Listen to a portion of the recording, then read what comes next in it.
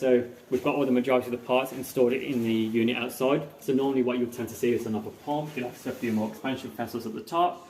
You'd have some electrics on the wall and the electrical backup here. The good thing with these units, with a Panasonic unit on, we can just look straight here and go, we've got the cylinder, we've got the pipe work, and that's it. Yeah. We're keeping it nice and simple.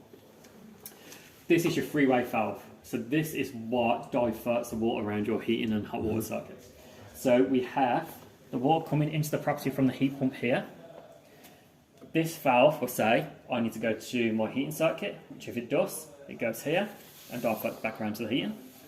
Or it feeds into the cylinder itself. So that's what that point is here. On here, we do have the heating filling loop. Yep. They are normally labelled, so people can see exactly what they are. Just like a general gas boiler, open the valve, you want to charge this up to 1.5 bar. Sometimes you do need to open this one and this one, just to let that water in. Once that's at 1.5 bar, we are satisfied that's the right pressure and our unit will fully function without having any issues with air or low pressure in there, sorry. This bit here is your cylinder sensor. This should always be inside of the pocket. If this falls out for whatever reason and it's left dangling, an error code at some point will end up going on our unit. It's normally an F12 error, and it says the heat pump's trying to run, I'm sending heating round, but it's coming back hotter because this is already at temperature and we can't lose that temp. So we need to make sure this is always kept in.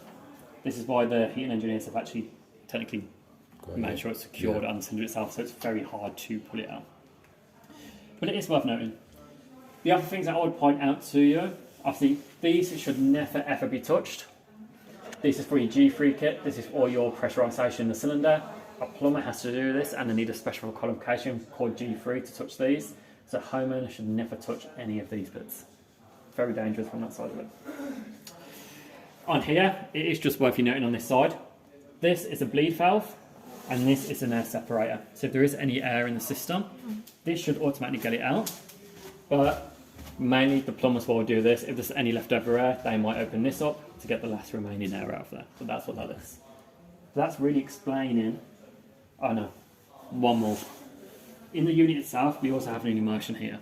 Yep. We do have one built into our unit too. So if our unit, for whatever reason, does completely fail and we can't push water, you go to this unit, there's a backup heater in here. If you go onto the wall here, you've got an immersion switch. If you switch that on, that turns that heater on and you'll always get hot water. And is the immersion